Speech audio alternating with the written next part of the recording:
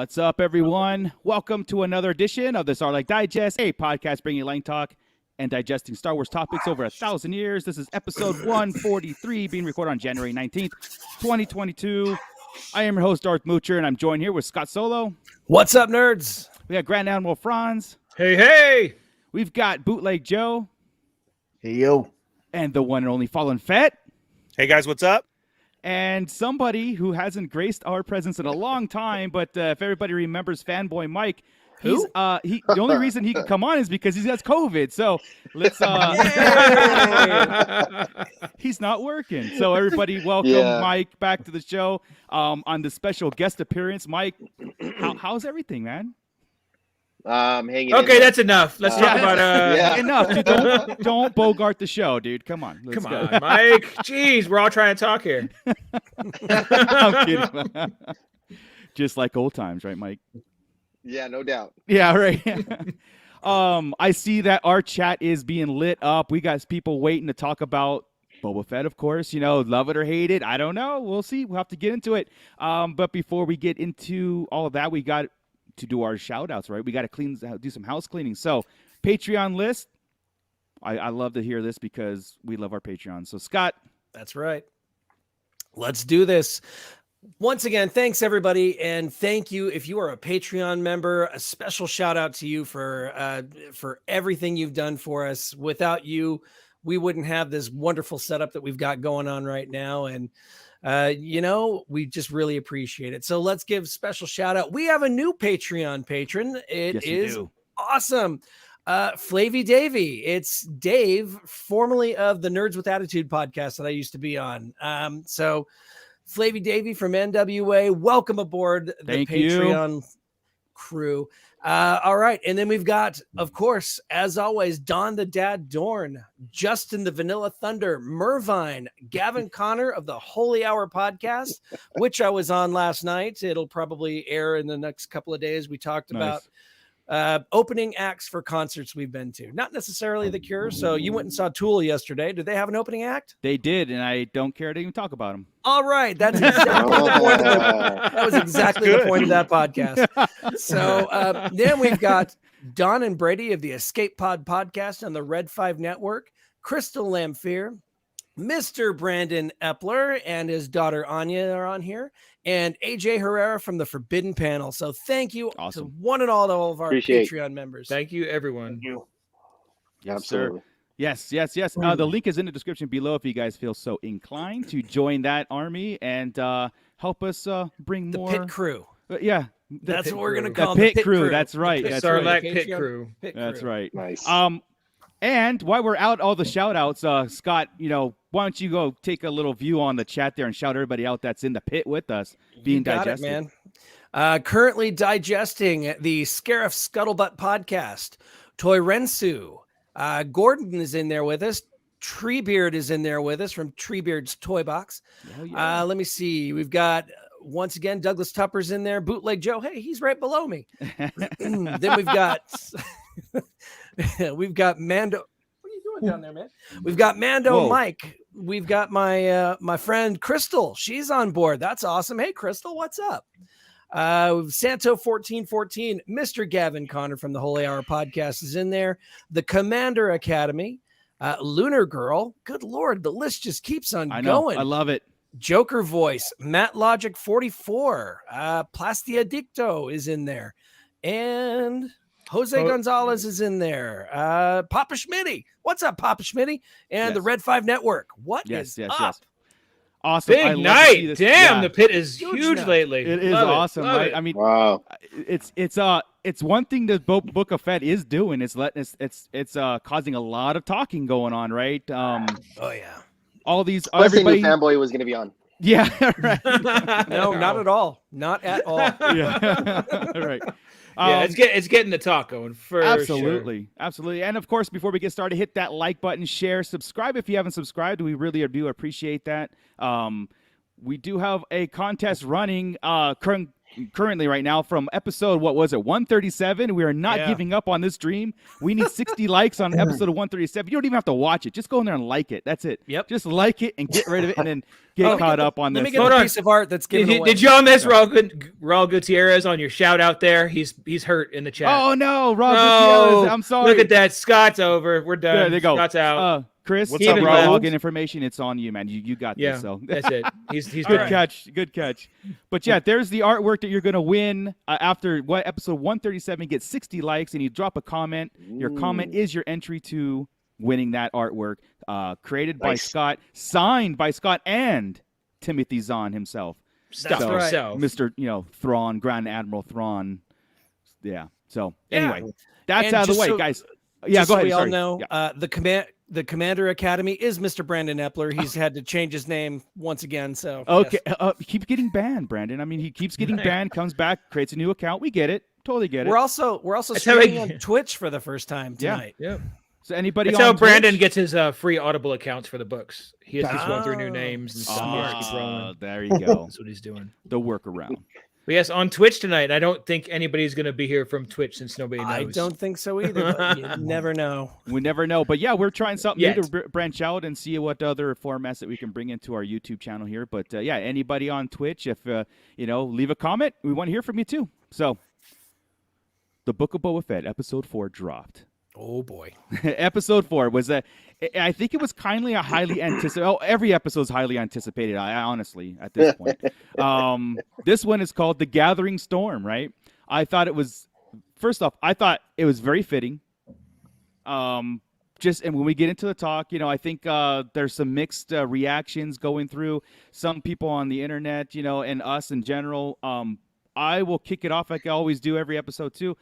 I really, really, really like this episode for a lot of different reasons and not for the action. I mean, the action was amazing, but there's a lot of undertow things going. I have a lot of Tool references coming in, so you see. You'll see why I like this episode a lot. It's not my favorite, but it is, and I think it's going to be an important episode moving forward, and we'll get into talk and everything too. So in the chat, I do want to get your guys' comments. What did you grade Episode 4 of Boba Fett? What did you grade it? A, B, C, D, F? We'll see. I'm giving mine, this one, I think I want to say 90, an A. A minus, right? A minus, right there, right border. It was. I'm in it. Of course, guys know this. I'm not all love about it. I've got a lot of complaints, but the thing is, I can explain away those complaints really easy. But Chris might have a different opinion. We'll see. But Scott, what was your grade? I give it a solid 95. I loved this episode. Cool. This was my favorite episode to date. Awesome. Even the littlest of nitpicks that I have is it's just minor, and it doesn't matter. It really didn't matter to me. Yeah, this episode is what I've been wanting to see. So yeah. Chris, be honest. It's cool. You're B minus. That's still good, though. And it wasn't horrible, but look, man, I tried to make a list of things, and this is my list. I don't know if you can't probably see it in the light. This is awesome shit and not so awesome shit. Oh wow, equal. And it's equal, and that bothers me. I shouldn't be looking at a list and being like, damn, that's a lot of shit that wasn't awesome in a Star Wars show. That's what bugs me, right? That's what bugs me. Did I want all this stuff? And some of the stuff we've been wanting for, some answers got answered, but I think it was a half-assed bunch of answers and stuff, to be honest. So we'll get into it. I'm happy we got answers. I'm happy this episode happened because I think The Gathering Storm was a good title for it because I think it gathered everything to get ready for the next 3. Right. But I'm really tired of the series like Clone Wars, Bad Batch, and everything getting me all this groundwork laid, then to get kick-ass right at the end, right? Yeah. And I'm sure the next 3 are going to blow my mind and be like, oh, Boba Fett was the best series ever, blah, blah, blah. But right now I'm sitting here with a hope and a dream. I've got myself over the fact that it's not the Boba Fett we want pre-Jedi, right? This is post-Jedi Boba Fett. Correct. Which makes sense, 100%. So that part's not the problem. The problem is just some of the pacing, the timing, the rushing, stuff like that's pissing me off. And that's what's got me. Okay. I'm interested in hearing some of those columns too. So, cool. Ernie, are you still, what's up? What are you doing over there? Well, now I can't wait to shit all over Thrawn when that comes out. Dude, I said that today to Logan. I'm like, you know what, dude? I am so concerned over Obi-Wan right now. I'm so concerned that they're gonna fuck up Thrawn when he comes out. I'm worried. And that's my one. But those are my concerns, right? Yeah. And I wasn't concerned about that until this week. I'm like 4 episodes in. I'm like, I'm getting mad. And now I'm worried about Thrawn. You're right. I'm at a solid B for it because of stuff again too, and of course I have to be the most critical about it. Yeah, I still got to be the most critical about it, and again, I think I do agree with Chris that I think all of our grades are going to change to a solid A once we see it as a whole. As a whole, correct. I got to see it as a whole now, and I know everybody keeps saying good. The flashbacks are done. I don't think they're done though. Me neither. Well, I got some notes on that. Yeah, we got some notes to talk about that. So yeah. So a solid B. Okay, that's low for Fallen Fett. Honestly, I think we're just expecting more. Ernie, are you just expecting more and a little bit more? Like every time I want to see a Boba Fett show, I think I should be pulled in and be like, "Oh, that was I'm just getting a little bit. That was flipping awesome," and I'm not getting it. I'm just getting a little bit too critical about it. I'm loving it. No, don't get me wrong. I love it. You know, he's still the man. He's still everything. But it's all this hype that we want to live ourselves up to. So that's what we base it upon, like I've always said. And I knock it down from there. I mean, the one that got me the most mad this time was the blatant smack my bitch up was in there. Like, I just couldn't get it out of my head. That was the song playing. It was awesome. Inside the mod store. It was just that what it was? No, yes, that's on my not awesome side. It's a slowed down version of Smack My Bitch Up. So it immediately, as an old-time DJ, as everything, I caught it right away. And so I'm trying to watch that scene of, okay, this is Fennec being rebuilt.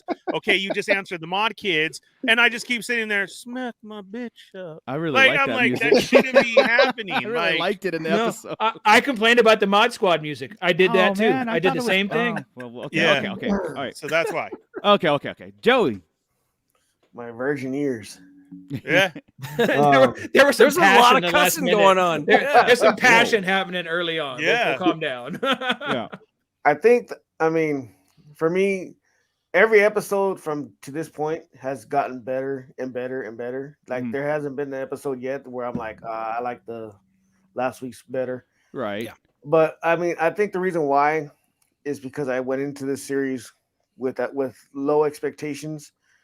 And I didn't listen to all the hype of like what you were saying about Robert Rodriguez saying about how there's big reviews in big reveals in every episode. Mm-hmm. I just went in it just with a blank slate. Yeah. Taking it for what it is. Awesome. Like everyone's got nitpicks and stuff on it. And I only have one actual nitpick, and that was just when he picked up the robot. Wait. No, we gotta wait for that to come I just want to get mine out of the way. Grades right now, man. It's just one. But all right. Either way, I'm going to give it a solid A. I hated that part too, Joey. By the way, Joey, I hate that part too. So when we get to that part, I'm ready to dissect that part right now. That's all my not awesome shit. Well, I want to get Mike's, and then I want to get the chat. So Mike, where are you at in the show, man? Probably at a B. I liked it. I like this one more out of all of them, but only because I feel like it's going somewhere now. The other three, like the first one was like a C plus. I think I gave it. The second one I gave it like a B plus, and the third was definitely a C minus, and then this one was a B, solid B. I liked it because, like I said, I feel like it's going forward. There are some stuff I'm sure you guys will bring up, and I'll have my my thoughts about it. But yeah, it just feels slow paced, and that's where I'm at with it. It's interesting because, again, the sentiment around the internet, has been around that kind of talk about the show. But our chat seems to like it pretty much so far. Luna Girl with an A coming in with that. Scarif Scuttlebutt, B minus. Treebeard, A plus. Nice. So he's probably, that's, Plastic Addicto, A plus. Nice. Raul Gutierrez, B plus. So again, these are good scores for this being episode 4 and what it gave us, because again, I feel this is a very powerful episode, and I really want to talk to you guys about it. Yeah. I think it could be. And here's the thing: I don't want to crap on anybody's love of it either. Ever want to do that? There's just things that while I'm watching it's pulling me out, and I'm going. And I did say that to my son today too. I think maybe doing this show is making me hate Star Wars a little bit because I'm starting to have to do this every week, and I'm getting mad at it. Yeah. Well, it is get tiring being, too constructive or have to talk your way into things, right? Yes, I'm always talking myself into liking something. I don't want to. Wait a minute, who are you? Yeah, I know, right? With Chris. Mando Mike coming in with an A-. Joker's voice, solid A. I mean, these are good. I mean, this is a good episode. It's a good sentiment around there. Jose Gonzalez, A+. He thinks we're done with the flashbacks. And and the music thing. We'll talk about that. We'll my goodness. Who else am I missing here? We got Isaiah with a B. B for Bantha. He says the Commander Academy, A+ for sure. I love it. I'm liking these. I'm liking it. Let's see. I think that's it. Santo 1414 at the A right there. Did you get Santo? Whose name means so much more after this week. Right. Yeah. Right. Santo. Yep. You're way cooler now, Santo. Now you went up a notch. I gotta lay into that too. Yeah, you went up a notch. Awesome. Gavin Connor with a B+. Gavin Connor coming in with a B+. Welcome in, Gavin. So yeah, guys, I think it's it was very interesting. Okay, the very first thing that I was watching it, the first 10 minutes, I kind of was putting myself with Chris. I almost done. I don't like this. Is like weird. It's weird and everything. But after I watched it, after the episode, and when, especially at the beginning of the show, when he finds, we knew this was going to happen. He was going to find Fennec, right? We kind of knew where he was going. He was dressed in the garb, and he finds Fennec, which was very interesting too, because you see the fight out in the distance. The Fennec thing didn't bother me. Yeah. It's. I think the first 15-20 minutes of this episode, I was just like, oh God, I don't know why I don't like this. But then everything just kicked it in gear, and then rewatching it again made everything perfectly for me. Like, not perfect, but awesome. But here we are with the flashbacks again, right? So this majority of this episode is 48 minutes long. Majority of it was 33 of it was with the flashback. Correct. Yeah, the only last and 5's in trailers, so we got 10 minutes in real time. That's exactly. the one thing that made me crazy was whenever it started, we were automatically in the flashback. I'm like, oh man, really? Yeah. We're going here first. And I knew exactly where we're going as soon as he's feeding. What was the? Go ahead. And it did need to go back there. We all knew that there were some ends to tie up, and it did.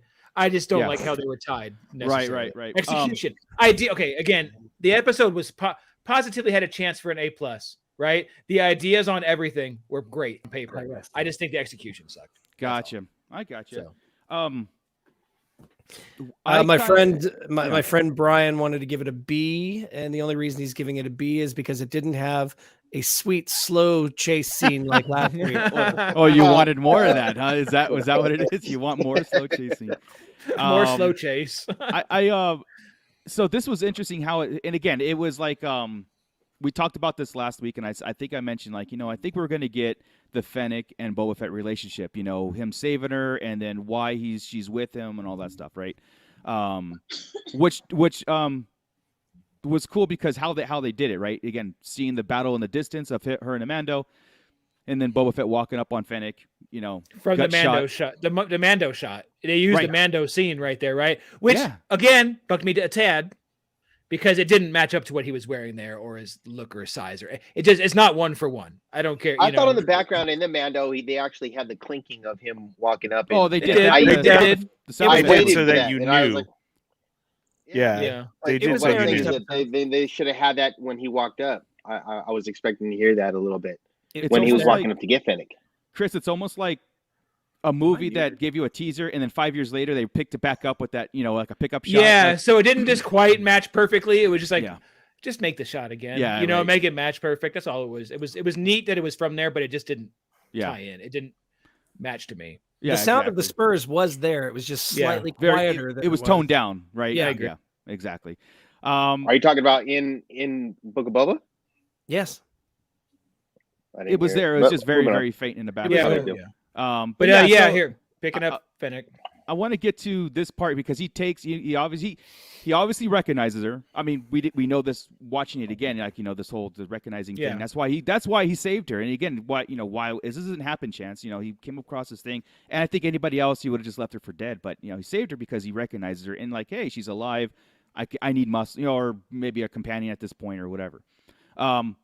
Coming into the mod station, I guess the Star Wars equivalent of youth hangout / tattoo shop, piercing shop. They do the mod customization thing where, because the first thing this guy says to Boba Fett when he walks in is like, aren't you a little old to be in here? Right.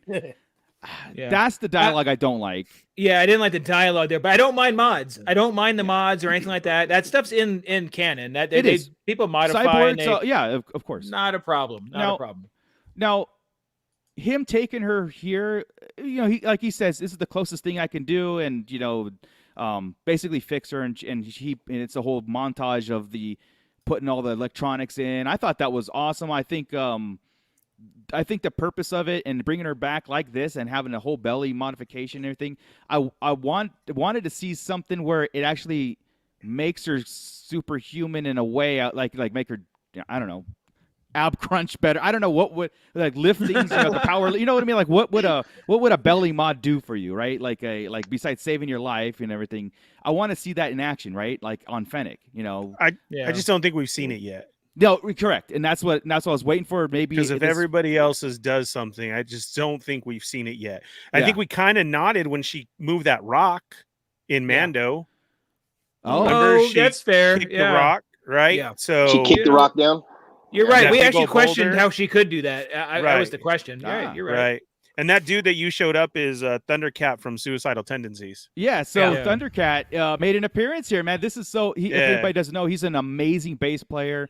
He played in Suicidal Tendencies for a little bit. He does solo albums, everything. This is a cool nod, and I want to reach out to him and ask him if he's actually like a Star Wars fan, or is this like happen chance like your friend there, Fabio, right, Ernie, like who got a little cameo spot. I want to kind of talk to this dude now because. I've shaken this guy's hand. I don't know him. He doesn't. Was know it me. that hand? Because I mean, that had to be uncomfortable. Well, this was pre-COVID, so I kind of feel bad now. But no, this guy's cool. He's cool. Yeah. So this was good. It's just I'm expecting at some point in time, because Fennec has been all on board with being Boba Fett's number 2 this whole time. I am waiting for her to just turn on him and say, "You did this to me," and I don't want that to happen because I really like the partnership between the You guys think that's going to happen? You don't think so? No. I something's got to give because she is working for him in his service, and she does everything. Yeah. He doesn't do squat in this episode specifically. That is all on my non-awesome stuff list. Every time he's always in a jam. For him. He's always in some kind of jam. Oh, the door is locked. Oh, I can't see. Oh, do this. She tells him to shoot when he needs to shoot. Everything. She does everything. Boba does nothing. He doesn't even give the speech on the table when he should have. She gives the speech. Horribly. Do you guys to kind of bring it into a little bit of a headcanon? Do you think it's because Boba Fett hasn't really ever been on the offense or on the defense? You know what I mean? He's always been come in, do the job, get out, fear, being told what to do. Well, he's been chased. That's what the War of the Bounty Hunters is all about. The comics. Yeah. He's chased, been the chased and the chaser. But this is like he's just been the employee and not the boss. Yeah, but is he ever? And now he's trying to learn to be the boss. He never had to lead. Right. Yeah, that's what I'm saying. Like now he's got responsibility because there's that line, and we get into the Sarlacc was like, "Don't touch my buttons." I think I think saved his ass. But so I mean, we opened up with him in the tank, and that he was going to Jabba's palace to look for Slave One. Right. And then he sees the shots going off, and so he realizes I do need somebody else's help because there's a bunch of guards there. Right. So that kind of tied why he needed her. Yeah. We got 40 guards around Slave One for the last couple years.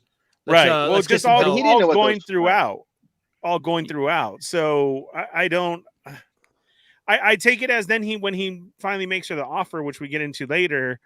I think she takes it as that, like we're gonna share. I know it doesn't seem equal now, but I think she steps up and does all this because he doesn't know how to. Yeah. So they're playing almost like that marriage role. But he asked her too. They had a dialogue, right? After she was brought in there in the campfire, and she wakes up and like, oh, my belly, right? So it's like they had the dialogue of like, you're Fennec Shan, and I'm Boba Fett. It's impossible. Boba Fett's dead, right? You know, and this kind of confirms something too in this before dialogue. He says, I was raised by the Tusken all those years. Oh my God! We got a timeline. We got a timeline. Sort of. Right. That kind of threw me back, but real fast, I was like, okay, I all right. It took longer in that whole time frame with him and the Tusk. That makes it typical more, Star Wars. We just didn't see it. It didn't marinate. I don't think it marinated well with that. We just kind of got that fly by night fleeting mention. Oh, it's been 5 years, and that's why I'm so attached to these Raiders, right? Yes, I would have expected to see that kid grow over these flashbacks. Yeah. He's masked. Just put a different kid in the damn suit each time and make him look taller. Yeah. So there's a little bit of like. And okay, this is the problem when you have 30-minute episodes, right? This is the problem. I mean, I don't understand why can't they just make them an hour long? There's content there, just even if it's campfire stories, whatever. But, yeah. So yeah, again, watch Joker's voice. We get that there's a 5-year gap. Yeah. We couldn't understand in this show that he had been with the Tuskens for 5 years. Yeah, that makes no sense to us, right? I mean, at least to me. Well, he didn't say 5. He just said for years, He said years. Until he meets Fennec, which is Mandalorian time frame, which is 5 years. Yeah, 6 total actually. Well, either either way, like a total of 6 years. We're a long way before he gets his armor back. So I thought it was a lot shorter time. By the way, how many years was he with the Tuskens? How many years was he by himself? Because you're right, the kid never grew. And this is a typical Star Wars thing, though. Is Star Wars has this horrible tendency not horrible tendency, but a tendency to not really explain time. And whenever they do, it's like The Last Jedi, where you're given 17 hours to complete a task, and in that 17 hours, 5 days pass on Octo, and there's a lot of real and confusing Joker stuff. brings this up. We know he could have spent half the time at the Tusken, and then that last, that little month of him riding off with the Bantha, the last episode, and then picking up Bantha could have been a 2-3 years. And then wait 2-3 years to make any kind of move at all, that's or just try weird. to get Slave Again, One. And that's why, exactly. But he could have been staking out the whole. I don't know.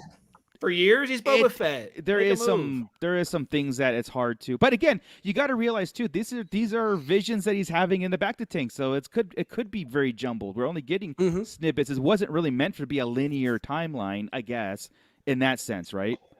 So if he's constantly in the back to tank and he's constantly going right to that pivotal moments in those lives, like pivotal moment being rescued, pivotal moment being trained by the Tuskens, or earning the respect, finding Fennec, that stuff like that. That kind of makes a sense. But I get what you're saying, Chris. It gets tiring trying to write that in the lines, right? It gets tiring to do that. But back to the thing with Fennec. I think remember Scott just said right now about how you think. Or somebody said about how you think she might turn on him somehow. She did make that. She did make that comment. Your time with the Sand People made you weak, right, or soft. Yeah, so that right there is like she's saying like that was before everything. Though this is pre. This is like his first meeting because but she has. Though, I see her more as like you got on some mafia type movies. The bosses have a mouthpiece that talks for them, and they just sit back. Yeah, it's just the continuity. Is there Major Domo or whatever, or their consulary, right, or whatever it's going to be in those movies? That's fine if she's it. Be a little more intimidating about it. She's not, right, and that's the trick. He shunned her off in the episodes, the first 2 episodes. Like, do you want? I should do this for you. No, I need to show my face. And she's like, I should be doing the collecting for you. No. Yeah. So there is, and that's always been a I guess a long going complaint on the banter between him or the organization behind them. Like, you don't know what the hell you're doing. Why don't you just let Fennec run this thing? Just sit back and eat.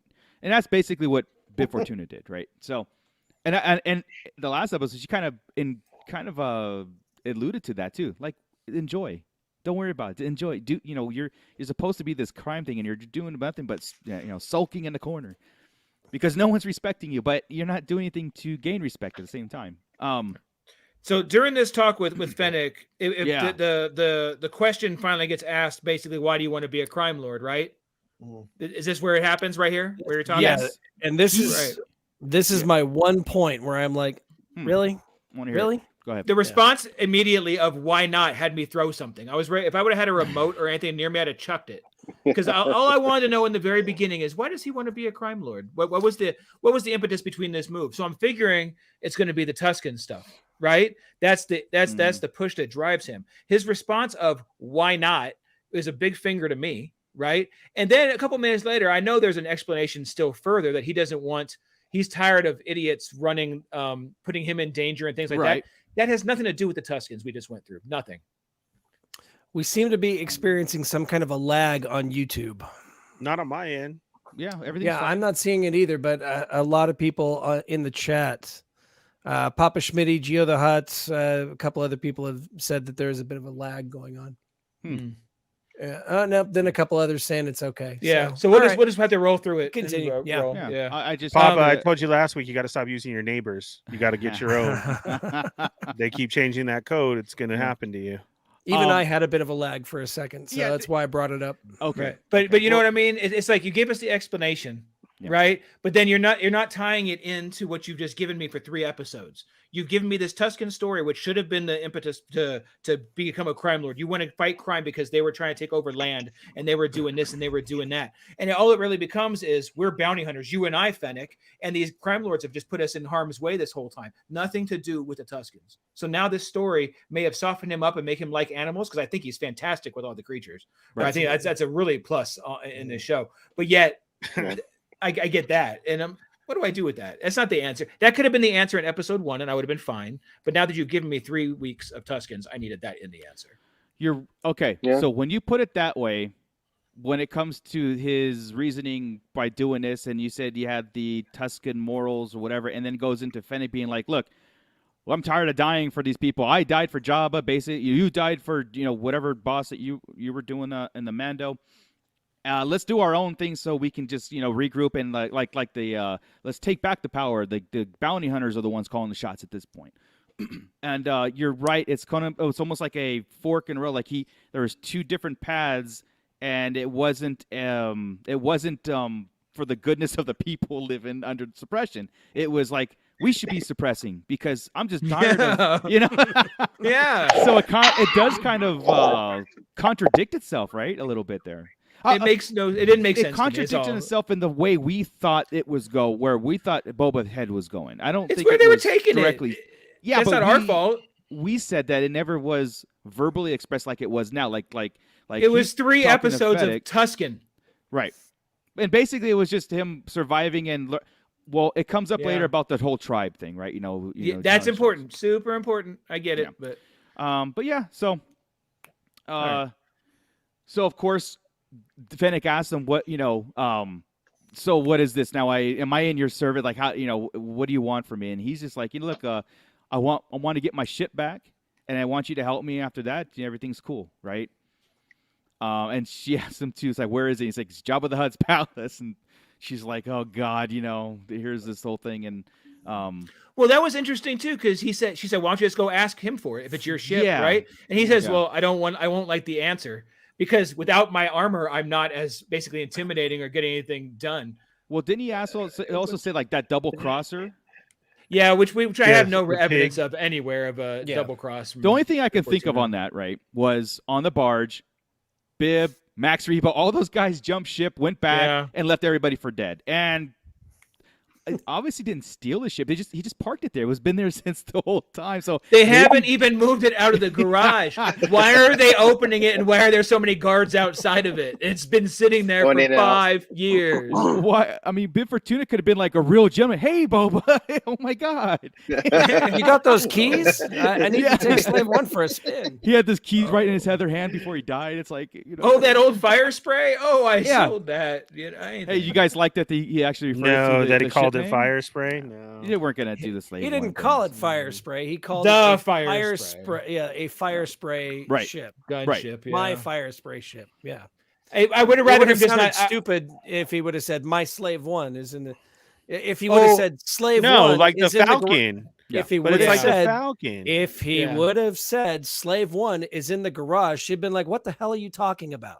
You're still wrong. He says, "My fire spray is in the garage." Right. I think, but the point, he didn't have to say that. He could have just said, "My ship, help me get my ship back." The fire spray was a direct, "Hey guys, it's official." That's what that was. You guys making mountains out of them, or a molehill out of mountains. Everything is written for a purpose, whether it's good, bad, Slave or indifferent. 1. If we're gonna have Han Solo with the Millennium Falcon, You have Boba Fett with Slave One. Well, I'm okay with you just saying my ship. I would have been okay with that too. Just not making it such a point. I think the point was I thought it was cool. There was a fire spray ship. Yeah, but Slave One is just as notorious as Boba Fett. Like, why does he keep telling everybody I'm Boba Fett? I'm Boba Fett. I'm Boba Fett. Just like you say, and then right after that, Slave One. It's good to be dead. Yeah. He was telling everybody, "I'm Boba Fett, I'm Boba Fett," and then he says, "It's good to be that they think that you're dead." That lasted for like a week, maybe in the timeline, right? Quit saying to everybody that you're Boba Fett right now. Then play it up. And you know what? Okay, I'm gonna bring it right into Joey's gripe right now in a second, because when he grabs that rat catcher droid and by the neck and says, "I'm Boba Fett," that is literally the only time he's intimidated anybody in 4 episodes. It is.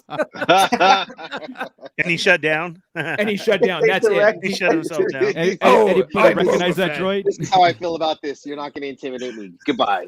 And then the little robot was from the Clone Wars. From the Clone Wars, correct? Absolutely. Yeah. It was cool. That was cool to see him. Oh my god! And so was this droid. Attack of the Clones. Batman. Yeah. That's the feeling I got. Here's the chef droid from Attack of the Clones, the ones that we don't serve your kind. From hey, that frog that they're cooking is that frog that Grogu eats. Yep. Oh, is it the one? Yeah. I thought cool. so. Okay, we're gonna fast forward, not fast forward.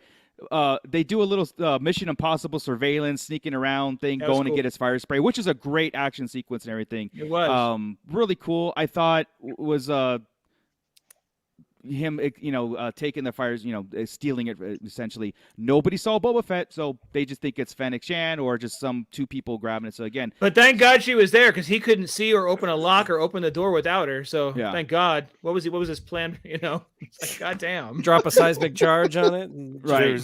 Too much dirt on the window or something. Jesus Christ! Wouldn't that be a spectacular animation if you dropped the seismic charge and just leveled Palace? That'd have been dope. That would have been cool. I would have taken that. Yeah. But okay, so again, cool scene though. It was a cool scene, but it was kind of like, this is where I'm in my head. Like, and again, it was almost like a Tom and Jerry moment, him chasing that little droid around and. I laughed my ass off. I thought that was fun. Second time around, again, I get Not awesome shit side right there. I thought it was fun. Where are you at? I call it the Tom and Jerry moment. It was total, cartoony. But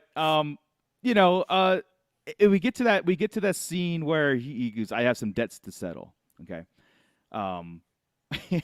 But this, he's talking to Fennec here, and he's like, what do you want to do or whatever, and I got some debts to settle. And it comes to probably the best scene in this series here. Scene-wise, okay, now I know what you guys are going to say about this, but awesome.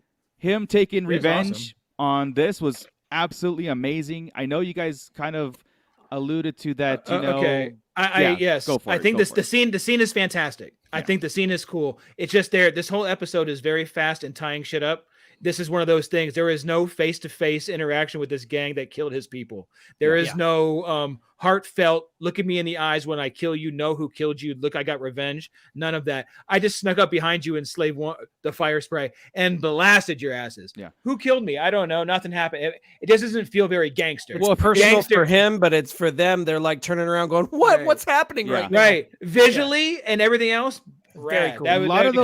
You can't beat that. That was a lot of those moments are satisfaction for the killer, not the ones being killed. Right, the killer is the ones who get the satisfaction of you. I'm the only person. I'm the last person you see before I killed you. Yeah. Boba Fett just annihilated him, glorious style, Boba Fett style. Really, awesome. I mean, this was his way. This was him, take no prisoners, blasting them. Yeah, getting the satisfaction. It was for him. I didn't get that point too much. Like I wanted to see their fear in their eyes, because even if he stood in front of them, they don't know who he is. They just killed Tusken Raiders. That's what he says. I'm Boba Fett to them, like he does to everybody else. Come on, you got to land, and you got to, then you're vulnerable. He doesn't have the best arm. It's like, it's a little. So look, dude, I'm lazy. Okay, he did it what I would do. Okay, I get it, and it was cool. But again, it was just like really boom. We're wrapped up with the Tuskens. Yeah. We're not looking for the kid. We're not doing anything. Which I think by now we realize is done. But it was just we're caught up. And even she had even said. A biker gang taking Tuskens, that seems very unlikely, right? Yeah. And then they go right after them. We don't touch on that again at all. Yeah, no. It's going to come up. Not yet. Right? But we just go ahead and blast him because she just mentioned it's probably not them. You didn't find out information at all in the whole another conversation again of there's no way they could have taken out the Tuskens. And then he goes and shoots everybody without finding out, well, then who hired you? They saved one of the assassins in the beginning of the season, right? To question him, and they didn't catch a biker gang. You're right, 100% right there. I mean, if that's what we see as learning by your mistakes, but again, we're getting all this dialogue, which is cool, but then the outcome is not happening at all because it was just like, didn't you just say that you should have? And it's like, you didn't. And I don't know why she nodded to him. He goes and kills them all and looks at her and she gives the nod of, good job. But you don't know why or like, hey, we should have questioned them. We should have something. He probably told her, these are the people that killed the sand. Like I told you, I was raised by sand people. These are the person that killed. They did. They had that conversation beforehand. Yeah, but like about, and it was my fault. They didn't need, what did he want him to do right there? She nodded because she knew. Keep one. Keep one. Right. Exactly. Right. I thought you would have kept one. Why? To question him, you need to find out info of what she said. It wasn't really them that killed him because she even said it. Why would she say specifically, "Oh, a biker gang taking out Tusken seems very That's unlikely." not going to happen, right? That's not going to happen. She literally said that right before. Okay, so why open up that can? Right? Yeah, exactly. This is just writing stuff, guys. Again, I want to love it every day. I want to love this. I want to wake up and not be upset that I have a tattoo. I think, about I'm like, no, you won't. You're not gonna. You're not gonna revert. No, but again, that's where I'm getting with like worried about other stuff. You might get frustrated, just like like I was with the prequels for a long time, but I was never going to take away. But Felipe mentions this because I want to go into this next one. Is he's a noob to all this, but he's curious how long he was trapped in the Sarlacc pit. Probably just that day, I would think. I would think not very long, not because 24 hours or so. Sailor Barge was still a little bit smoldering, so maybe a day or two. So I would say that. But coming into the next revenge, or no, he wants to go get his armor, right? And this scene right here, the slave one going over to the Sarlacc pit, and the reasoning is my armor is down there. I need it. I need my armor and stuff. And this sequence here, okay. now I can counter this again, and it's actually a visual counter. It's not something I can headcanon, but I thought it was pretty cool. They're sneaking into the It's cool looking. It is. No, let's break this down a little bit here. Can you see my face right now? Because I'm not happy with this scene at all. Gripe because hang on just a second. Philip said, but he said he was in there. He said all those years in this episode. No, he said all those years he was raised by the Tusken Raiders. The Tusken Raiders for all those years. His armor, he assumed, was in the pit for all those years. Yeah, he doesn't know the Jawas took it. Yeah. So this sequence of events right here with the Sarlacc pit and the slave one and everything was really, again, cool action, right? It was almost like at first I'm thinking like the Sarlacc was dead. I thought he was dead, it was dead, but we all did. It looked dead in episode 1. I mean, the tentacles were just lying there. It looked almost kind of gray. Yeah. I'm okay with it's been a few years and it's regenerated a bit and it's had time to heal. It wasn't completely dead. I'm Look okay at you with headcanoning. I should say headcanoning. Which I usually do, right? And I'm just tired of doing it. You giving me shit earlier today for headcanoning things. I know. Now you're all headcanoning. They never said it was dead, so I was okay with it. Yeah. It did look cool. I don't have a screenshot of this, but of course, the one thing we probably collectively all said is, please don't have the beat come up. Please don't be the beat. Just make it 10. Well, the beat came out, the special edition. But they did it in a great way, though. I thought it was cool. Really cool. It looked great. The beak pulled, it had tentacles and it pulled the slave one ship down, right? And it was doing all this thing. And then Fennec had to drop the seismic charge to destroy it and get escape. Chris's gripe is, well, if the tentacle could pull down a ship, I'll just bring this one up because I know I could fix this one. When the tentacles bring down the ship, then how come Lando, how come Lando was in that? It was just like Lando weighs 220 pounds. Yeah, he would have ripped him right down there in about 0.2 seconds. But that's without being filled with Colt 45. But you're grabbing on the slave one and he can't pull back. Mind you, you know why it's probably? Because his thrusters are pointing up in the air. How can he go backwards? This is the dumbest scene of it all. It looks cool, but the thrusters are shooting down towards the Sarlacc. The slave one you got an anti-gravity thing and stuff. No, man, just how you take off and land like a. See, now he's headcanoning, and now you're canceling his headcanon. Yeah, you can't do that. You can One Slave thing at a One time. can do that in space. Slave One can do that in space all at once. It can't do that. Man, Chris, why you gotta ruin it for me? I love that scene. Now it's like because it looks cool. Right. It looks No, it cool looks cool. scene. I love him peeking in. I love the light going in. I love the beak and the tentacles coming out. I love all of that. But when it comes to the looks cool. tentacles, okay, the beak had its separate tentacles than the actual pit, right? Had its other one. So the ones that were pulling down the Slave One came from the beak, and I just again assume the ones in the fight from Jabba's palace, the ones on the outside, were weaker, and that's what it was beak. dragging. Yeah, they weren't. There as are strong 8 as the total beak one. tentacles in the Sarlacc. 8 tentacles. Well, They're all 4 of them pretty were much in the beak, same. and then so Great. Like, you know. They're all within. Let's say if I'm 6, they're the size between Mike. They're the size between Mike and I, right? That's negligible in Sarlacc world between pulling down Slave One or pulling down Lando. Mando Mike said it right. says, Physics don't matter in Star Wars. If you're gonna get physical with it, sorry, Scott. Let's talk you're right. lightsabers. Let's talk blasters. Yeah, let's talk the I get gravity it. mines and But everything. there- Science fantasy. But there are certain things they establish, and then you start moving them around. Find one more place where Slave One can hover like that upside down, and then pull backwards. We really Upside haven't seen down Slave is- One do a whole lot of anything. Upside all down over makes it's kind of hard to think, but I think it's some sort of anti-gravity thing like all ships have. They could do it. Sure, it could if it was laid this way. No. I think there's The Millennium other Falcon things. takes up on a vertical takeoff and landing. There are no thrusters. Thrusters that are in you the back. ever see. It always has going stuff. down. shooting It's up. got steam coming out, Yeah. releasing steam. It does not show thrusters coming out of the bottom of the Millennium Falcon. Those thrusters are on the back of the Falcon. It still lifts up like a vertical takeoff and landing. When do we ever talk physics on Star The Wars? X-wing fighter, Yeah, the X-wing X-wing fighter. fighter takes off in a fighter. vertical takeoff and landing. Its engines are in the back. There are no thrusters pointing down. Okay. Come on, man. Do any of them- It's I've different. never different seen the from one Falcon pointing hover down. like this. Have you ever seen the Falcon hover like this? No. Like go and hover? No, because it's stupid. Because it would shoot straight down. That's why it won't do that. The X-wings don't hover nose down.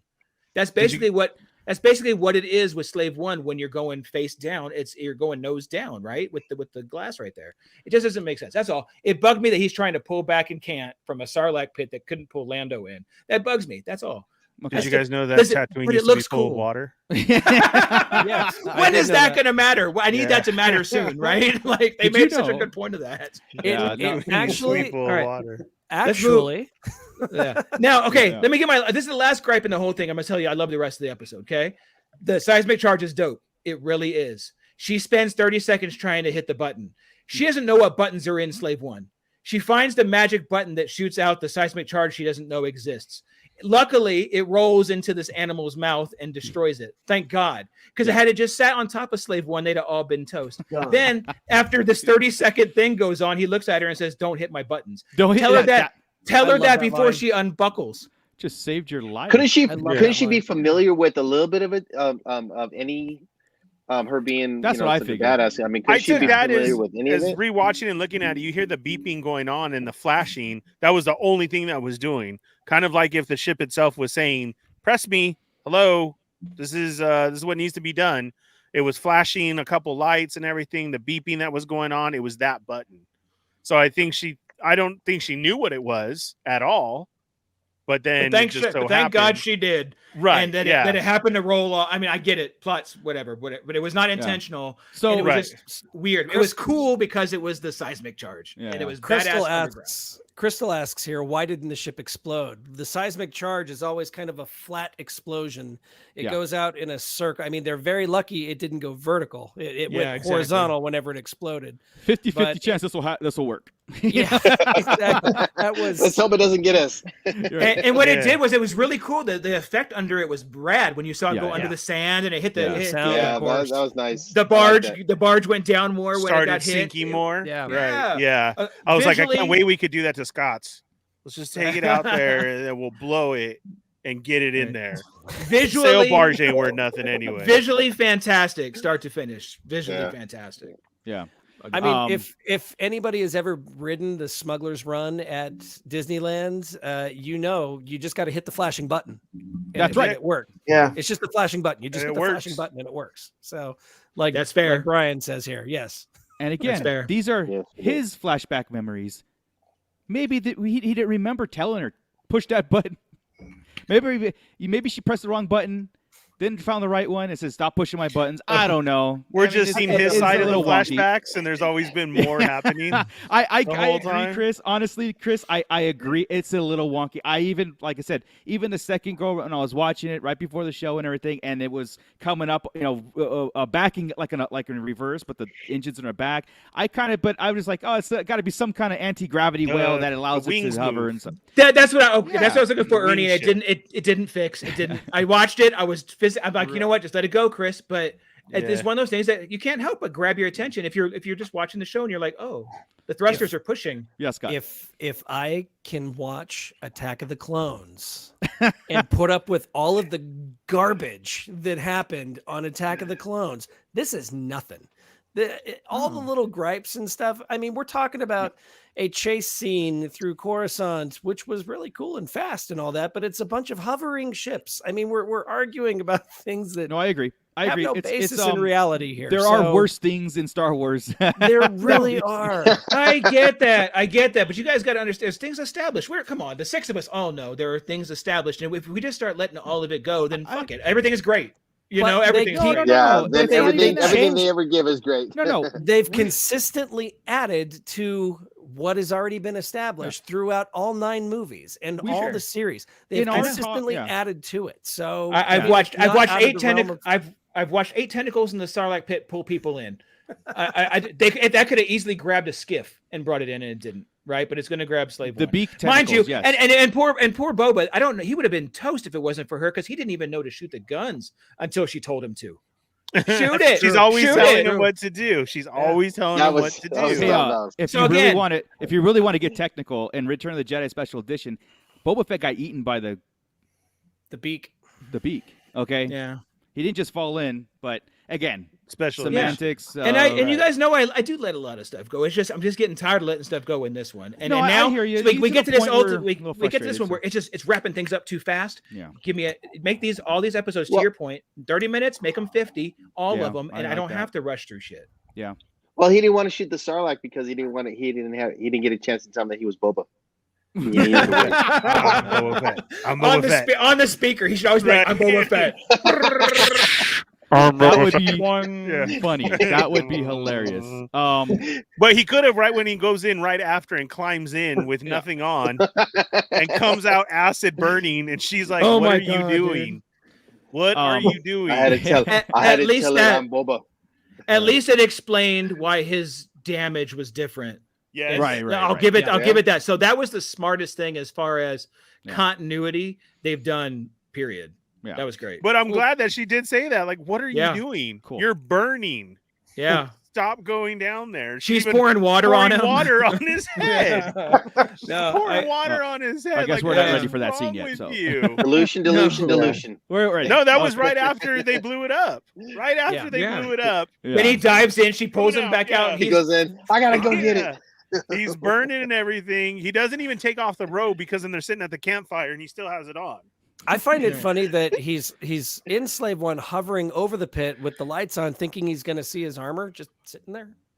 Yeah, I want to know how come he doesn't remember you climbed out with the armor. You put concussion, man. He doesn't remember. Yeah, the explosion, blacked out. The explosion, and then that Jawa hit him pretty hard. Yeah, you're right.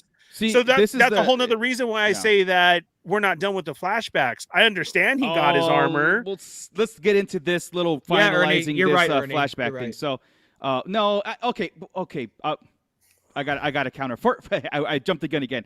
We don't need to see that. First off, we don't need to see him take it. We don't. We don't. Why? We know how he got his armor back. Yeah. It goes to the end of it. Right, but how did he know where it was after? We don't need to see any of that. No, we don't need to see. Honestly, you didn't need to take me there anymore. You didn't need to take me there. Tracking. We needed to see Fennec. That's it. We needed to see Fennec. We didn't need to see the after credit scene show up again. Yes, we did, because that finalizes the flashbacks. That to me, that finalizes this moment. Yeah, and he has the armor back. It's like catching the audience's speed, going like a hole. How did he find? Yeah, how did he know to track Mando when he'd see Cobb Vanth? All this shit, right? That's what I'm saying. I again, rush saw it in the distance. Yeah, Papa's right. Again, Papa's right. I want to see Boba that's destroying probably part of Jawas asking for it. We went from I'm looking forward to my Sarlacc. Step by step, guys. I mean, honestly. No, hang on, you don't. No, you don't Hang on. have to go step by step, but you can't jump from I'm getting watered down because I was just jumping in the Sarlacc to I'm the crime lord again. Yeah, why he needed his Why armor. would Boba Fett go after the Jawas for taking his armor whenever he had no memory of the Jawas taking his armor? No, so exactly. Then how did he know that Mando had it? He saw it in distance again. He saw Cobb Vanth have it. He was watching what happened with Cobb Vanth, and he saw the Mando flying away with it hanging on the back of his speeder. But how did we get there to know that he was watching them? We just seen That's him a at part the of end. flashback. That was our vision. That was our vision of Boba Fett in the scene. We don't know how he got there. Here's the thing. How did he? What? Again, I don't. I'm just saying, if you're going along again, it's this whole Yeah. story continuity though. If you're giving us all these flashbacks of how he got here with the Tuskens, okay, now he's with Fennec, and he says, "I need my armor." We know he got his armor, but what got him just right to that point of that standing moment? Yeah, at least let's keep searching. We'll find it eventually, and then boom, show him. But to jump from getting acid off me to I'm sitting on the throne, painted. That cutting room floor scene type thing. Something got cut out or something. Yeah, but guys, it's in the if you really, I mean, it's in the dialogue. There's a reason why he's searching for the. It doesn't. Dude, they took us to him finding Fennec. They could show us, and then we'd be complaining that they showed us too much. Listen. So listen what I'm saying. It's man, it's the cutting. He told Fennec, "I need my armor." Right? For two reasons. It's Beskar, and another one, it's the what everybody knows me at. I can walk into a room. The intimidation factor. Yeah, it's his father's armor. He's not the same without it. Exactly. So correct. Headcanon that he found it, and okay, I'll just headcanon it. I'll headcanon it again. You don't need to go. Oh, I walk up. I asked the Jawas. They said they sold it to Cobb Vanth. Then I didn't need the last 3 episodes of Step by goddamn Step. You do, because it's again. Why is he after the armor? Why is he this and that? Why does he want to be a gangster? Exactly, and that's why we're coming to the end of this thing. When talking to Fennec, he lays it all down there. He's tired of doing. What else has he got to do? He lost his whole tribe, right? Mm-hmm. He lost everything. Been searching for this is what he wants to do now. What do you want him to do? Just give up? No, I want him to be the Godfather and take over a gangster thing because his Tusken people died. That's what I want him to say. Choice. That's not what he said. What he said was people have been people like you and me, Fennec, not the Tuskens. We spent 3 episodes on the Tuskens. Right here. I'm tired of working for idiots who are going to get me killed. Then they should have showed for 3 episodes idiots trying to get him killed. Yeah, but see, that's what you're thinking. I mean, again, that's what we all were thinking. That's what we were all. His morals are getting on this whole tribe thing. What he wants to do is he wants to continue doing the Boba Fett stuff that he's been doing, but he wants to do it in a different way now. Now he doesn't want to work for somebody. Now he wants to call the shots and do whatever. I feel after the events of Return of the Jedi, seeing what's happening, all these things, and seeing like the vicious cycle of, coming to group killing group. I think that maybe his morals have changed or his direction have changed, that this is the lifestyle that I want. It's still in the criminal world, but maybe he can control it now using skills that he's used from the Tuskens and a whole brand new way of thinking, saving Fennec as a muscle. I could do it better this way. I don't know. Sure. I can see all that. I'm just saying it's a brand new Boba Fett. Yeah, I'm okay with that. I'm okay with the softer gangster Boba Fett versus the hardcore Bounty Hunter. This is post-Jedi. Things have changed. The Tuskens have changed him. I get that. I'm just saying that it didn't line up. If you're going to give me this time and investment in the Tuskens, it should lead up to why he's doing what he's doing, and it doesn't. That's all. That's all. And again, I don't want to stop anybody from enjoying it. I still enjoy the show. I still love Boba Fett. I still love all this stuff.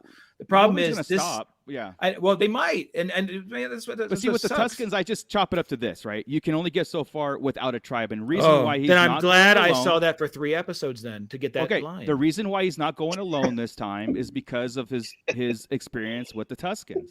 Okay. That's what he got. Not because he sees 40 guards and he can't get through 40 by himself. He needs some help. I mean, that's not just without common his sense. armor. No way. It's common sense. He can't get out without his armor. You can't run a family without a family. True. That too. So it's kind of in the name. So it doesn't link, is what I'm saying. It doesn't link. Well, I'm just saying he's getting his new guidance from things and going at it differently. That's cool. But again, and then closing with this. Actually, I thought it meant something more than Now we've got to, go step by step on every other his path of getting his armor, putting on his armor, washing his armor, painting his armor. We don't need that stuff. They showed all that. Exactly. They've shown Go back all and watch of that. it. No, dude, we don't know anything about him seeing Cobb Vanth. I don't know how he got from A to Z. That's all. Maybe we'll see more. But this to me, having that, it kind of finalizes it. The way this show is going, it kind of like tells me that's it, right? I mean, I think so too. That's what I'm saying. That's the complaint about the show is I think it went snip, snip, snip. We're tied them all up real quick. Let's move on to these last three. They're really the only three that really matter. But we spent 4 episodes putting little bits of things that do kind of matter to get you ready to jump off. Yeah, I guess I'm just in that mindset of like I don't really care how he meets Cobb Vanth at this point. You know what I mean? That's fine. And I'm beyond Cobb Vanth. I'm just saying they're cutting things. It doesn't matter if we care. They showed the painted version of him right after he was in the Sarlacc. Cool. Right. That's the way they want to edit it and make it look whatever. That's not good editing. They've been doing it since episode 1, so yeah. And I've complained about it since episode 1. Yeah. So it's Mando Mike says it's like Thor needs his hammer, Ernie needs his Bert, and Boba needs his armor. And my main question is here, Ernie, who is your Bert? Oh man, that's a good question. All of us. Right? I would have told you like you should know already who my bird is, but they cut it out. Oh, okay. So then you guys can't see it now. Cut it out, or they'll show you next episode. I mean, no, that's it. It's going to be in his flashback. Everybody's seen it before, and now it's cut. I got you. I'm gonna head canon your Bert. Thank you. I'm head canon. Are we gonna get into that little meeting that they had like towards the end? Oh, yeah, the Godfather meeting. Yeah, the Godfather. Yeah. Well, after the flashback's cuts back, over, the flashback cuts, and he wakes up, and he immediately says, "Give me my armor. I gotta go to town. I gotta go to town, and I'm gonna show my face." I love that, dude. He's guns blazing. Yeah. I love that. But the best part again is Fennec again. Calm down. You don't need to go. We got the kids out there. Kids are collecting info. They're on the street. The mods. They got their ear to the ground. Don't worry about it. And he still says, "Suit me up. Let's go." Yeah. No, and it's kind of funny though because then she's like, "Go by yourself." Because if you notice, she wasn't with him. Yeah. He went by himself. Yeah. Where's all your guards and your people you've been gathering? Where's he was by himself? Boba's like, "I'll just wait till you fall asleep." And again, it's that moment of Fennec keeps telling Boba everything. Like, she's come on, calm down. Well, also really he's 100% healed now, right? He doesn't need the back tank anymore. That was the biggest thing. Yeah. So what do we see now? That's another reason I don't think we're going to be getting any. Yeah, that's what I was about to say. Since he's fully healed, he doesn't have to go in there. Like I know, like I said, our discussion gets heated. And I'm not saying that it's not needed. I just don't think we're getting it. That's what, and it's going by the track record of how the show has been presented and edited, right? That's so far because here's the deal. He's still going to sleep, and she still said, "What about the internal scars? Will those take longer?" Right. Now we're going to see some. Now maybe we'll get the Camino connection because the Camino connection has been a waste too. Yeah. Mm-hmm. And I don't think I'm being I don't think I'm being overly critical there either. Why do I keep seeing Daniel Logan as a but kid? based off of what we've seen, do you think they're really? I mean, based off what we've seen, do you think we're going to get a real answer for the scars that are inside? Like, I don't know. Based on what we see, it's just tough. It's because of how it's formatted. The editing is horrible, I feel, and I don't think that we get an answer even there. For what? An answer for which? For the inner scars, Camino and the whole night. Oh, like, yeah, I don't know. I just think if they're just gonna drop those memories for whatever. Oh man. And I'll watch it, of course, but don't give me a season 2 and I'm worried about everything else. I'm so worried about it. All right, so we're so this episode wraps up with the flashbacks, and then we get into going back into the he gets showroom mad. with Chrysanthemum, the sanctuary. The sanctuary was cool. With Chrysanthemum soaking in the corner. I love this guy. Dude, just mad dogging. He's just mad dogging on the Trandoshans, right? Because Wookiees hate Trandoshans, so he's just ready to go. I mean, he is getting loaded and like, I'm gonna go pick a fight. Lost my wife, lost my job, lost my dog. I'm gonna drink some beer and kick some ass. Did we all know somebody like this though? Like we always do. Yeah, we do. Like as soon as they start getting. Are you all pointing at me right now behind the screen? Yeah, And then as soon as they're drinking or something's wrong, everybody's celebrating. You're But at a not quinceañera. You're at a 4-day baptismo that's been going on for 4 days, and everybody's happy. And you have that one Theo who's in the corner, and he just gets mad over everything, dude. And we'll start fighting with your own family, fighting with anybody. But it's like, was, but then and then his grandmother comes out and talks him down. Yeah, like she tried to. His grandmother was pretty awesome. Yeah, this is great. Yeah, she's Trandoshan was scared. Yeah, right. Yeah, I love it. She straight broke a bottle on his head.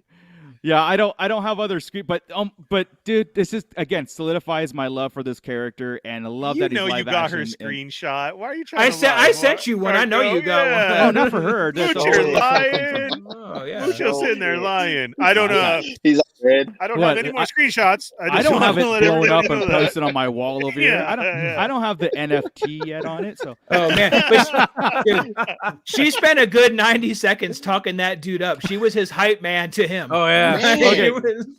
So that they give a lot of backstory, right? In this one, there's like just a lot of backstory through dialogue. Right. Backstory through dialogue, and it's like I know you're a big strong man, and you're capable of doing all of that stuff, but you don't need to do. Like, you were the greatest. Thousands would come to see you. You win trophies. Santo. You don't need to prove yourself, Santo, with ripping this guy's limbs off.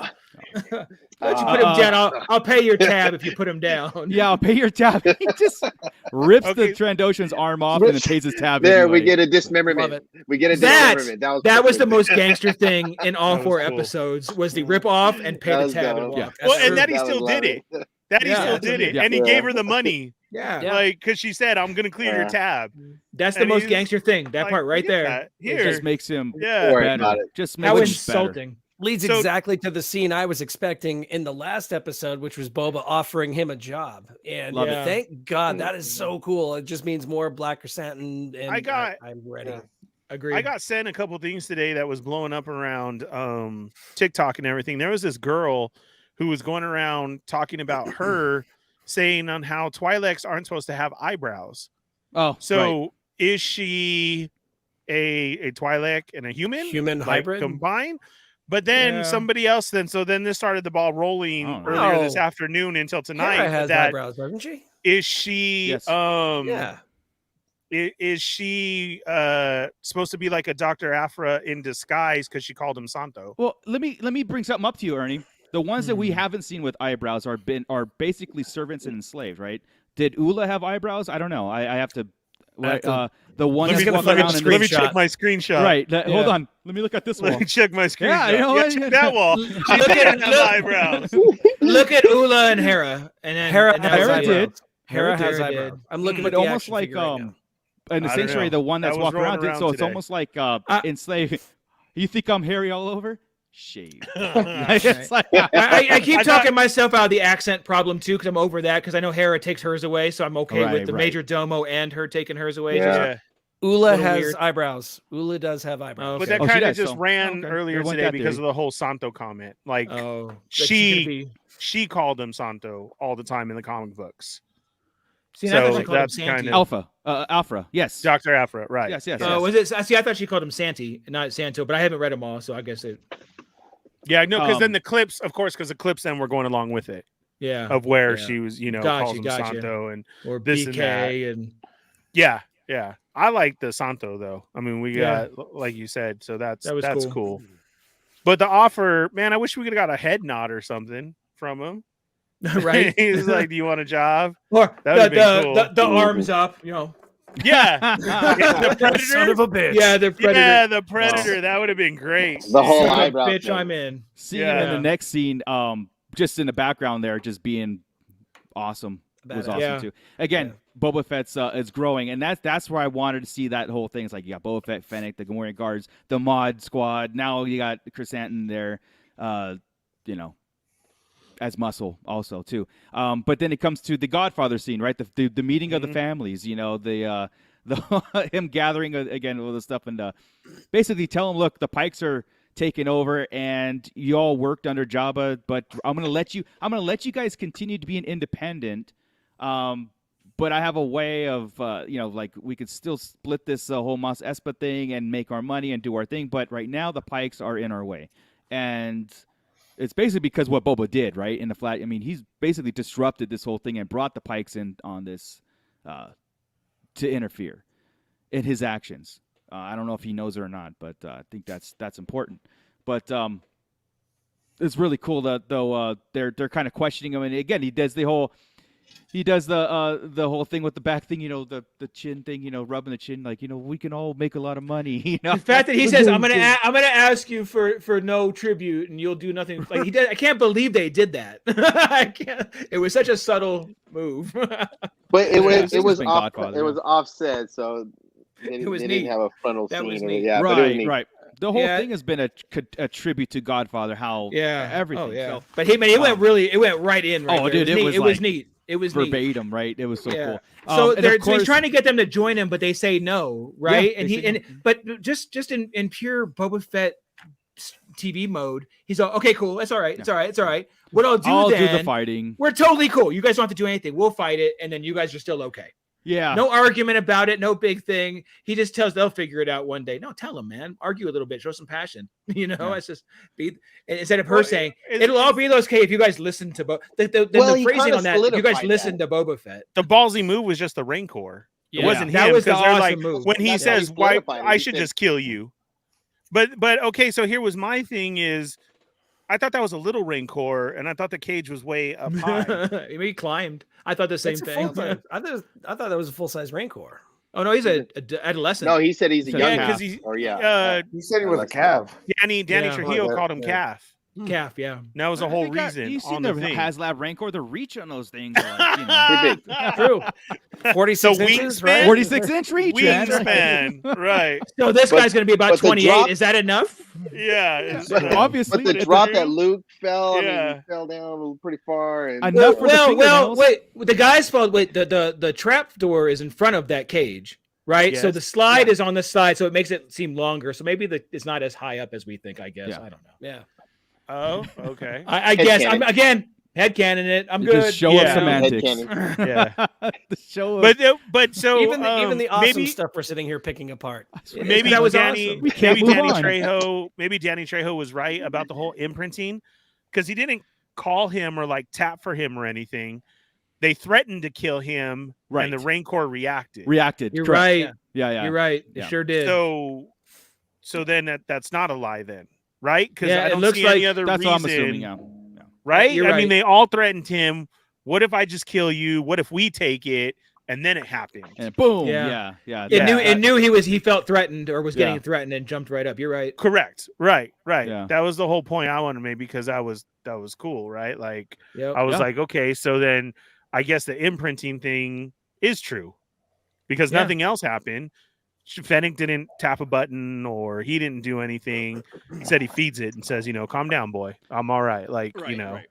So that was during cool. this scene, I actually thought that everybody except Boba and Fennec were actually in the center of that thing, and he could have just hit the button at any time and just go ahead and said, "Hey, if they that would have been the gangster thing." Like if his chair was at the edge and everybody else's, and they know. Having worked for Jabba the Hutt and obviously been, I wouldn't have sat there knowing that you're right on top of the trap door. I'm gonna stand right over here. Empty or not, that's a long fall. I mean, that would have been gangster to do, to drop them all in there. But then think of the power vacuum and all the soldiers that'd be grasping for power. Correct. Boba wouldn't have a chance.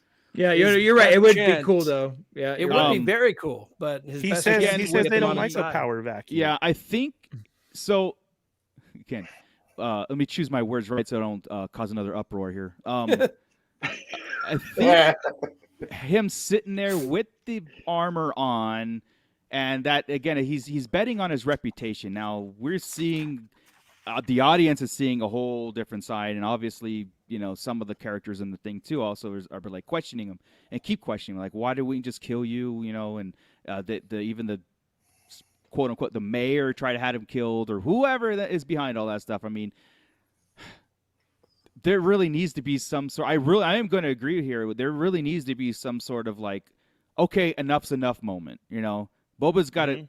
Like I saw a video today, and I probably saw the same one. Someone said that he should have done the whole babyface thing, get up and kill one of those guys in front of everybody just to prove a point. With a baseball now. bat. That's what I was about with to a say. baseball bat. Right the there. Untouchables Reach moment. over and just shoot Untouchables, across yeah. the table from Yeah. them. So it's like to show them, look. I Yeah, ain't playing somebody around needed no a more. mouth off. You know what? but Have Chrysanthemum there. take out one of all their sergeant at arms around him, right? Yeah. Take Right. Chrysanthemum Yeah. behind one, Fennec behind one, and 88 do one because he's been dying to kill somebody, right? And go right Yes. through, man. Yes. And it should have been that one who said, "What if I kill you?" Yeah. He should have killed Murked him him. and said, "What if I kill you?" And then said, "I'm Boba Fett." So And then that would have cleared everything.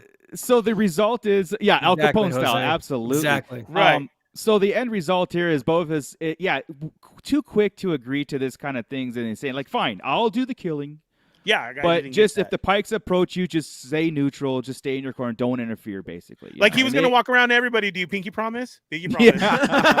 Your turn, pinky You promise. swore to your mother. Yeah, How dare He you? says to Fennec, he's all, that's a better deal than the syndicates will give. And my first reaction, I'm all, is it? I said, Yeah. because the syndicates are gonna be like, kill Boba Fett and I'll give you money. Okay. Yeah. I still don't basically- think that the Pikes are the end game here. I do not think They can Pikes are be. not I the don't big see the players. Pikes Yeah. powerful than everybody who was there. We haven't No. seen them in Rebels or anything. They're always the dude behind the scenes. Exactly. Mhm. Exactly. Yeah. To me, they're the drug lords. To me, they're the ones making the drugs and kind of Yeah. skeevy and This they're would not have been, the powerful, Right. Crystal's Chris comment. should have kept the lizard arm and then threw it on the table during the dinner. That would have been great. There you go. Yeah. Right. That would have been Friends of fantastic. Or yours. he used it as his toothpick. He cages in the background The nail. with the nail, nail, yeah. and then throws it. Yeah. Yeah. Like Um, something to show that. Because then, Yeah. yes, after this meeting is the talk that we're talking about of again, Fennec saying, how much money do we have? Because we need to I've go got get some lots. people. yeah. Yeah. Like, He's do you "I got lots, understand? why?" And that's like We- Boba we Fett should have need known people. exactly where this conversation is going too. Like honestly, money. I mean, you got hired how many times to do this? Like stuff. Money equals power.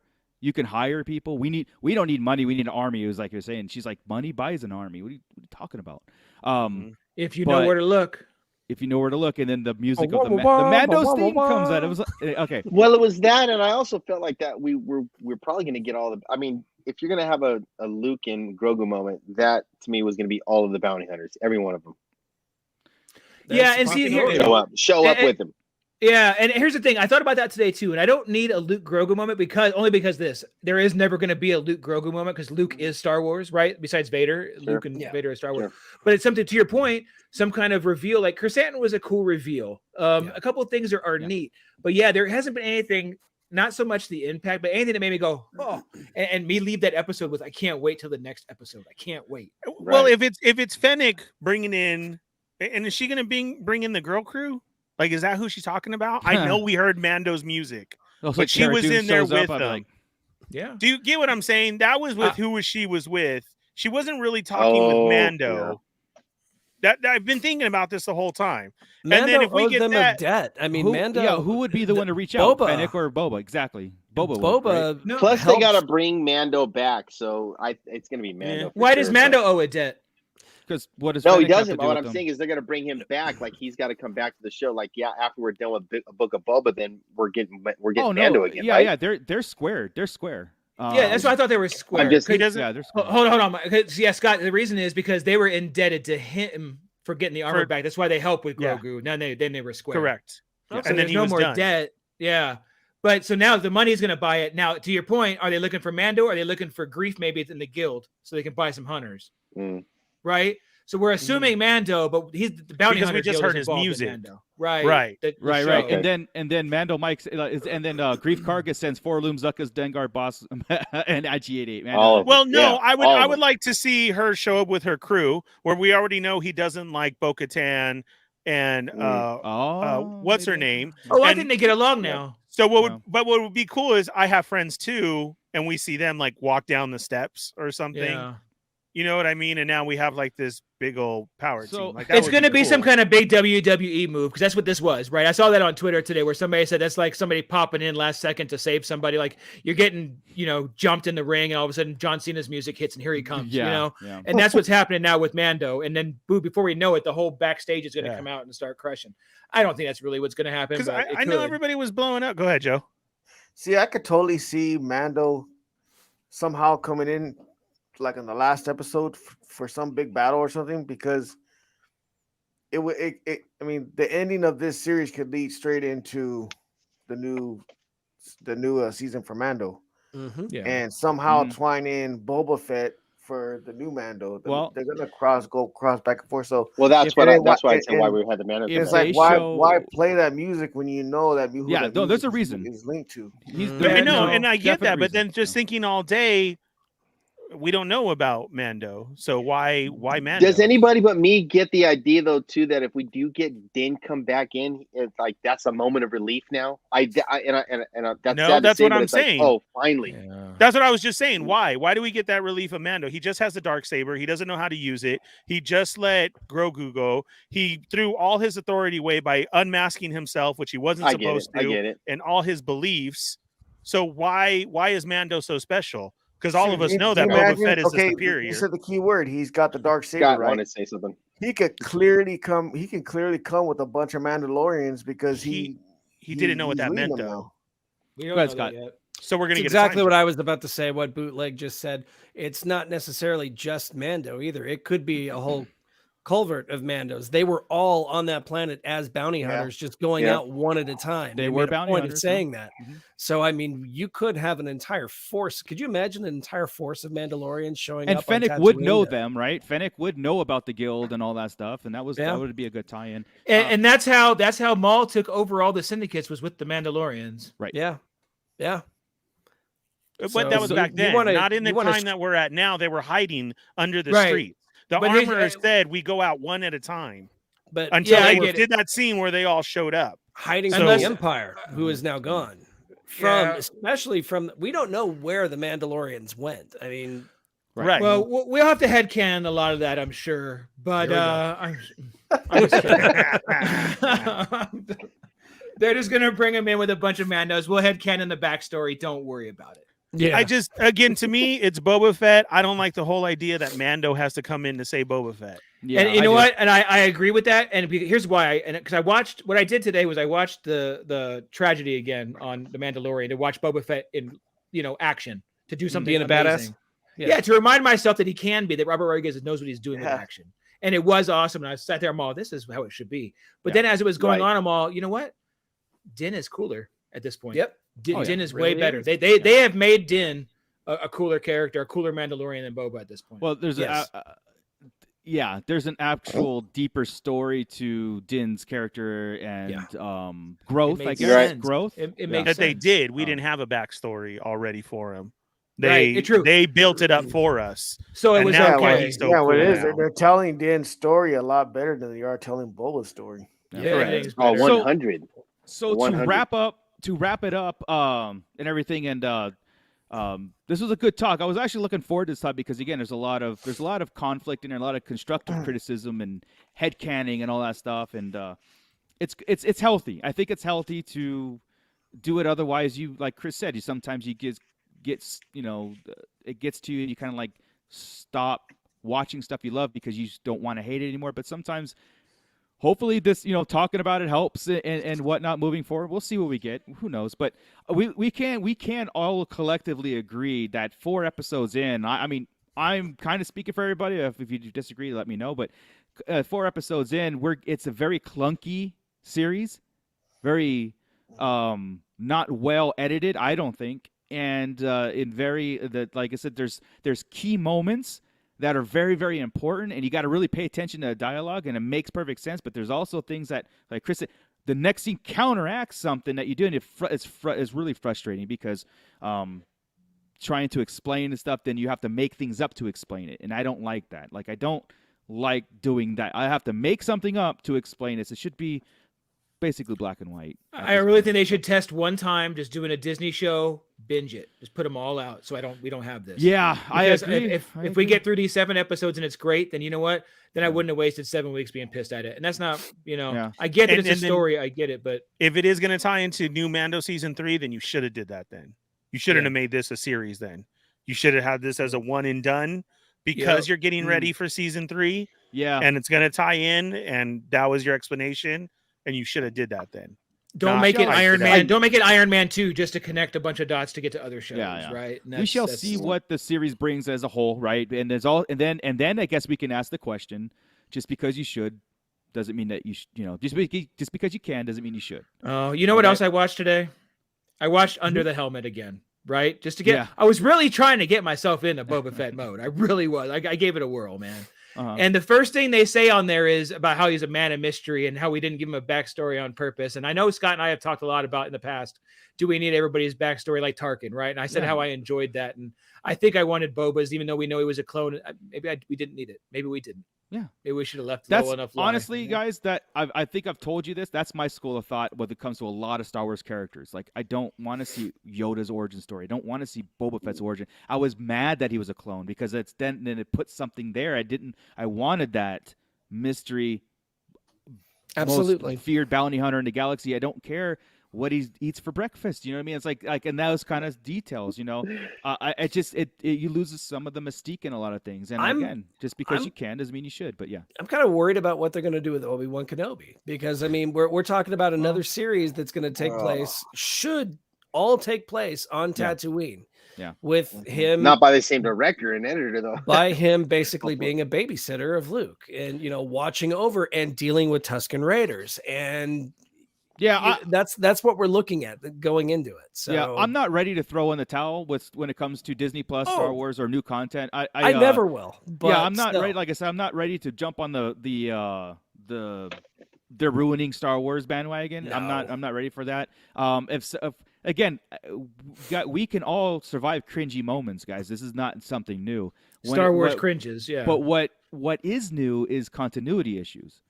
That's what's new for Star Wars, because even the prequels had great continuity, or bad pacing and editing is weird. I mean, yeah, you're right. Give or take a few little minor things, but not on this level where we have to argue about semantics about Boba Fett, and there are semantics. I mean, but no, there's actually a really good argument on the how Boba Fett's being portrayed. There is a very good argument that he's not being portrayed in a light that's fitting, I guess, or a good light. It's more like a weak character. Being portrayed as I would have thought he would have been portrayed, not as Ernie would have thought he was being portrayed. Because Ernie has always been punch hard doesn't mean that he's a powerful person. Ernie's always been the fallen Fett, the guy who is the biggest Boba Fett fan that I know. Yeah. And I've always been, I think Boba Fett is overrated. Yeah. And I wanted this show as a whole to make me an Ernie, to make me a fan of Boba Fett the way Ernie is. And so far,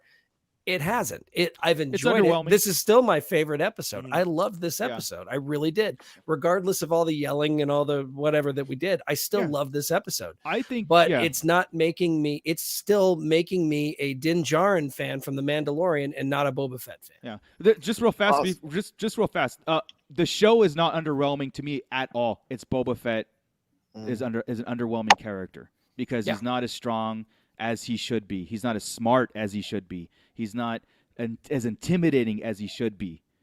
But maybe those are the things he should go. Episode. Yeah, I know. But those are the things that should have been established at the very, very beginning. Again, he doesn't have to go in and kill everybody in the room. Doesn't have to do that. But he could be a little bit more in the shadowy kind of stuff and not, it's just a little bit silly at times. Again, the show to me is not an underwhelming show. It's Boba Fett's portrayal is underwhelming.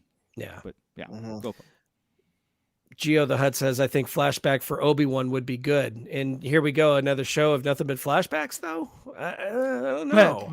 It depends. If that goes back to Clone Wars. If it goes to Clone Wars, then we'll see. It might feel like a more of a Star Wars show than this one does, honestly, because it's lightsabers and Obi-Wan Kenobi. If you started and ended every single episode with the flashback, Alec Guinness standing there old, watching Luke, and you hear Luke, and he's just standing there watching him like he does, and like you get a thought of an old day story, and then that's how it ends again, and it starts like that. Like if it's flashbacks like that of pivotal times in his life that he thought, I guess. But I swear to God, if he walks into his little hut and there was a Bacta tank in the back that we didn't know about, he climbs in, you know. Well, I think he's going to meditate. I think he's going to meditate and then go into flashbacks is what's going to happen. And Vader will flashback when he's going to be in a Bacta tank. Yeah. But in closing, I'm not ready to throw in a towel on Boba Fett. I'm kind of going forward and seeing again if there's a character can emerge out of this, like something where, as a Star Wars fan, as a Boba Fett fan, that I can get behind. You know, because I don't like every character in Star Wars, but Boba Fett I absolutely love. You know, he's a fan favorite, and so I do want when the dust settles to this character to emerge where I can get behind. That's my that's my hope, I guess. You know, and. Everybody else in the show is amazing. Boba Fett is a little bit underwhelming to me. You know. I think Fennec's underwhelming. I think the side characters are all cool. Yeah, exactly. They haven't used Fennec properly either. She's an awesome. She's an right, assassin. but all she's doing is covering Boba's butt. But there's nothing any substance. Like I said, that speech she gave to the other heads, it was horrible. The direction on that was horrible. I think she's a better actor than that. Yeah, that was. I expected that from Danny Trejo as a Rancor keeper. Right. That's okay. That stutter, that speech, and the way it kind of went in the cadence, but not in a speech to the heads of the gangsters. That should have been more forceful. Whatever. I love Star Wars. Yay. Yeah. Well, see that makes me depressed, and I'm depressed. I'm coming out of this episode, the Starlight Digest episode, kind of depressed. I don't want to talk Boba Fett with you guys anymore. So I'm sorry. I'll talk Boba Fett with you, buddy. I'll skip next week. I'm sorry. Yeah, right. I told myself all day, just be cool, Chris. Just let it go because it doesn't matter. It does matter. Next week is supposed to be the week, isn't it? Well, when you spend 10 minutes on the repulsion system of the Slave One, I mean, it's like we never do that. We don't do that. We could have ripped Last Jedi apart on that kind of stuff, you know. Well, I mean, it was a whole lot of stuff going on that scene. There were three big dumb shit going on in that scene that I didn't like.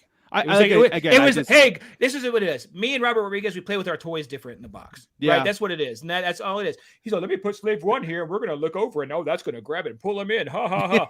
I'm like, that's not what's gonna happen. Yeah. I think what was like they had assets they needed to use because honestly, did we really need that? He could have remembered the Jawas took it and then go track down Jawas after that point, right? Kill the biker gang and then go start hunting down Jawas. There's your link to finding out what happened to his armor, not going to the Sarlacc. Right. It's in there. You know what I mean? That's a quick, again, bad writing. I would and remember in the old EU, he flew by and bombed it, if I recall, right? Once he got out and he was saved and everything else, I believe he flew by and bombed it again. That would have been okay, just to fly by, take it, sucker. Boom. But again, remember, these things are gospel to us. They happen. We put it on the shelf. It is what it is. Otherwise, we'd be Marvel fans, right? Oh, and with that, I think we are done, guys. Thank you very much. The chat was awesome. Everybody watching. I'm going to hand it off to Ernie to take it away. But remember to hit that like, subscribe, and of course, we'll see you next week, next Wednesday, for another episode 5, which is, We'll see. We'll see. Dave Filoni episode? Isn't that what's? I don't know if 5 is Dave Filoni or 6 is Dave Filoni. Do we know? 6. I thought it was 6. I believe 6. Is it 6? Okay. 6. Cool. Well, have a good night, everyone. Sure. And Ernie, go ahead and take us out. Thanks, guys, for tuning in. Everybody who just joined us and jumped in the pit with us tonight, be sure and hit that thumbs up, hit the subscribe button, hit the bell for notifications, and hit all so you know that when we're on, so you can catch our little 1-minute toy reviews, other stuff that we're going on. We got a ton of stuff on the channel that you can go back during the week while you're waiting for next Wednesday, episode 5, to join us here at 8 p.m. Go back and check out everything else we got on the channel. If you want some Star Wars talk 24/7, be sure and hit up our Facebook group. We would greatly love it if you became a Patreon member. That would help us out a lot. And the biggest thing that we can ask, if you guys go share with your friends, be sure and check out Darth Moocher. And if you're into action figures, like a lot of us are, hit up Tashi Station Emporium for all your figure stand needs. You got the Art of Scott Solo. We got Grand Admiral Franz with a Hot Topic podcast. It sounds like we need to put one down after today's episode. That'd be great. Fanboy Mike.